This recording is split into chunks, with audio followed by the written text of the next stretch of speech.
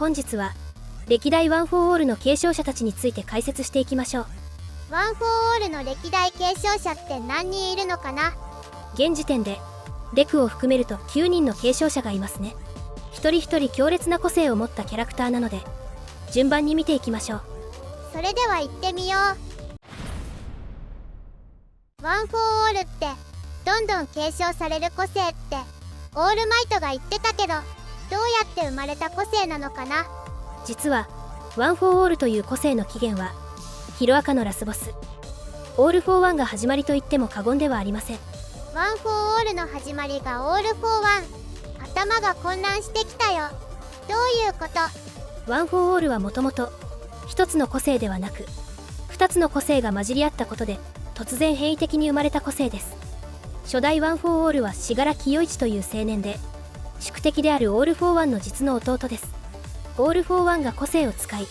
魔王として君臨していた100年以上前、正義感の強い与一は兄の悪事に心を痛めていました。与一は生まれつき体が弱く個性も持っていなかったため兄に勝てるわけもなく、ただただ抵抗することしかできませんでした。初代もデクやオールマイトと同じ無個性だったんだ。そう思われていた与一ですが、兄のオール・フォー・ワンが与一のことを憐れみ無理やり個性を与えます。与えられた個性は力をストックする個性。オール・フォー・ワンが与一のことを本心で憐れんで個性を分け与えたのか、自分の個性のバックアップとして個性を分け与えたのか定かではありませんが、与一は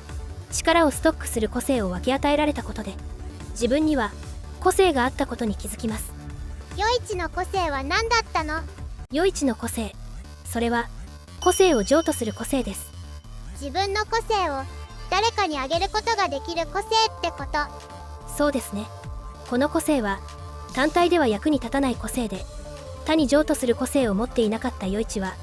実質無個性と同じでしたが、オール・フォー・ワンに力をストックする個性を与えられたことで個性が混じり合い強くなっていくワン・フォー・オールという個性が生まれました。オール・フォー・ワンのようにただ単に個性を与えるだけじゃなく、複数の個性をストックしながら次の世代に個性を譲渡できる能力になったことで、世代が進むごとに個性が混じり合いどんどん強くなっていくワン・フォー・オールに生まれ変わりました。個性を自由に分け与えれるけど進化することがないオール・フォー・ワンと、受け継がれれば受け継がれるだけ力が進化していくワン・フォー・オール。似ている力だけど性質は全然違うんだね。与一は兄によって監禁され衰弱していたところ、レジスタンスのリーダーだった2代目により救出されたことでレジスタンスに入るも道半ばで力尽き、2代目にワン・フォー・オールを託して亡くなります。2代目継承者はレジスタンスのリーダーです。与一を助けた人だよね。爆豪にむちゃくちゃ似てる人。2代目に関してはまだほとんど情報が開示されておらず謎だらけの人物なのですが、分かっているのはオール・フォー・ワンの支配に抗うためレジスタンスを結成し仲間を率いて戦った戦士だということです。オール・フォー・ワンと2代目の戦いはどちらが勝ったのかな？勝敗については明かされていませんが、2代目はオール・フォー・ワンとの戦いで戦死し3代目に個性を譲渡しているのでレジスタンスが負けたのは確定です。しかしオール・フォー・ワンの中でも2代目との因縁はかなり深く、傍若無人な魔王が初めて恐怖を覚えたモブが2代目だったということが最終決戦で示唆されています。爆豪と信楽弔いが戦っている時に2代目の記憶が蘇って焦ってる描写があったね。3代目の継承者はレジスタンスのサブリーダーです。3代目もまだ謎だらけだよね。3代目は名前すら明かされていませんが、2代目と同じ時代に生きており信楽清一救出作戦にも2代目と一緒に参加しています。2代目にかなり信頼されていた人なんだね。歴代継承者の中でも2代目と同じくデクに心を開いていなかったのですが、おそらく2代目と同じ時代に生きていた3代目にとって信楽弔も助けたいという考えにどうしても賛同することができなかったのではないでしょうか。2代目と3代目だけデクに冷たかったよね。それはなんでなの？2代目と3代目の時代というのはオール・フォー・ワンの肉体的全盛期、今の時代のオール・フォー・ワンよりはるかに強かった時代で混沌とした世の中でした。甘さが死に直結する世界で生きてきた2代目と3代目にとって宿敵である死柄木と村を助けたいというデクの考えに賛同できなかったのは当然の考えとも言えますよね。でも2代目さ、初代に僕を連れ出してくれたって言われて特大ブーメラン刺さってたよね。2代目と3代目は同じレジスタンスだったのは分かったけど、4代目も仲間だったの？いいえ、3代目と4代目のつながりは明かされていません。3代目からワン・フォー・オールを譲渡された4代目継承者篠森日陰は今のままではオール・フォー・ワンに勝てないと悟り、自分の人生はワン・フォー・オールの力を蓄えるための人生だと割り切り、18年もの間仙人のような隠居生活をすることでオール・フォー・ワンから逃げ続けていました。3代目がオール・フォー・ワンに負けちゃってそこからひたすら逃げ続けたのかな。なんだか悲しい人生だったんだね。4代目の個性危機感知の力も相まって最後まで逃げ切ることに成功しますが、40歳の若さで老衰してしまいます。40歳で老衰ってどういうこと？オール・フォー・ワンという個性は受け継がれるほど力が強くなっていく個性ですが、本来一人一個性の法則に反しているため、複数の個性は体を蝕み寿命が短くなってしまうことが分かっています。強力な個性の代わりにリスクが大きいんだね。4代目が老衰しちゃった後は誰が受け継いだの？5代目の継承者は万丈大五郎です。なんだかダイナミックな名前の人だね。名は体を表すとはよく言うもので、こわ表で豪快な性格をしており、ヒーロー名もラリアットです。繊細な個性に似合わない豪快すぎるヒーローだね。デクの精神世界で一番初めに声をかけてきた継承者で、面倒見がよく気さくな兄貴といった性格です。引きこもり陰キャっぽい4代目にも明るく絡んでいってたね。5代目が現れたことがきっかけで、デクは歴代継承者との絆を深めていくことができたので、5代目がデクの運命を変えたキーマンと言っても過言ではないでしょう。4代目は人生を引きこもりながら過ごしたけど、5代目はどんな人生だったの？5代目の世代から個性を利用したヒーローという存在が現れ始めたので、歴代継承者の中で初めてヒーロー名がついたのが5代目です。熱い性格から人助けなどのヒーロー活動をしていたと思われるのですが、死因は戦死となっています。ヒーロー活動をしていたからオール・フォー・ワンに目をつけられてしまったのかな。5代目の性格的に悪を許さない正義の人だと思われるので、勇敢に戦って戦死してしまったのでしょう。6代目継承者は円と呼ばれる黒髪の青年です。6代目はどんな人なの？6代目に関してもほとんど情報が明かされていないのですが、ラッパーのような口調で喋ることから割とノリが良く明るい性格の人物なのではないかと推測できます。そして未確定情報ではあるのですが、7代目の死亡した旦那なのではないかという噂があり、6代目のエピソードが掘り下げられるのが期待されるのですが、ヒロアカもすでに最終章の終盤のため、わざわざこのタイミングで6代目の過去エピソードが描かれる可能性は限りなく低いのが現状です。可能性があるとしたら7代目のエピソードと関連して過去が描かれるかもしれないね。7代目継承者はヒロアカのキーマンの一人、志村奈々です。7代目はどんな人物なの？7代目はグラントリノと同じ時代に活躍したバディであり、オールマイトの師匠的存在です。さらに信楽戸村の祖母だということが判明しています。信楽のおばあちゃんがワン・フォー・オールの継承者だったんだ。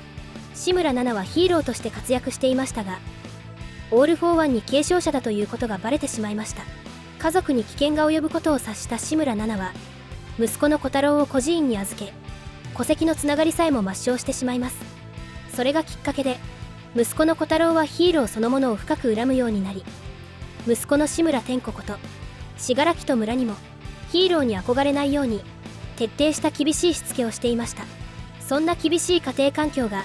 志村天子の精神を歪ませ、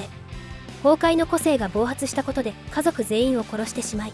闇落ちしてしまいます。天涯孤独になってさまよっていたところをオール・フォー・ワンに拾われたんだよね。オール・フォー・ワンが志村天子を信楽と村として育て上げたのは単純にオールマイトへの嫌がらせと語っており、志村奈々が家族を守ろうとした思いを悲劇と言い、踏みにじる様子はまさに魔王という名がふさわしいほどの邪悪な存在です。オール・フォー・ワン、性格悪すぎる。8代目はオールマイトこと八木俊則です。ついにオールマイトの登場だね。八木俊則はもともとデクと同じ無個性で生まれたのですが、それを悲観することもなく正義感の塊のような人物に育ちます。そして学生時代、7代目継承者の志村奈々と出会い、師弟関係を結び絆を深めていきます。オールマイトも無個性だったんだね。本来ワン・フォー・オールという個性は他の個性を持った状態で継承すると、その巨大な力に肉体が耐えきれず4代目のように若くして老衰してしまうほど肉体を蝕んでしまうのですが、オールマイトやデクのような無個性の人が継承することで本来の力を発揮することができるようになります。なるほど。だからオールマイトは歴代継承者の誰よりも強かったし、40年以上活躍することができたんだね。オールマイトの無個性と継承されてきたワン・フォー・オールの力が合わさり、初めてオール・フォー・ワンを打ち破り逮捕することができたのですが、オール・フォー・ワンの攻撃で深手を負ったオールマイトもただでは済まず、全盛期のような全力を長時間維持することができなくなってしまいました。絶対にただではやられない男、オール・フォー・ワン恐るべし。最後は9代目継承者緑谷出久です。デクも無個性だから将来はオールマイトみたいな無敵なヒーローになるのかな。そうですね。さらにデクは得意点というのを超えたことで歴代継承者の個性も同時に使えるようになり、強さだけならオールマイトを超える可能性を秘めています。得意点って何？得意点とはドクター・ガラキが提唱する世代を重ねるごとに個性が混じり合い膨張し、個性に肉体が耐えられなくなり暴走してしまう個性得意点という理論です。それが初代の言う得意点と同じかは定かではありませんが、ワン・フォー・オール自体が個性得意点と同じ要素を含んでいるため、歴代継承者たちの個性が膨張し、デクにとって何らかのリスクが出てくる可能性があるのは間違いないでしょう。最強の継承者だけど最も暴発のリスクが高い継承者でもあるんだね。最後に10代目継承者になるのではないかと言われているのが信楽弔こと志村天子です。なんで信楽弔が継承者になるのさ。それは歴代継承者の名前の法則です。今までの歴代継承者は名前に数字が含まれており、4代目だと篠森日影、7代目だと志村奈々と名前と継承した台数がリンクしています。8代目のオールマイトも八木俊則、9代目の緑谷出久、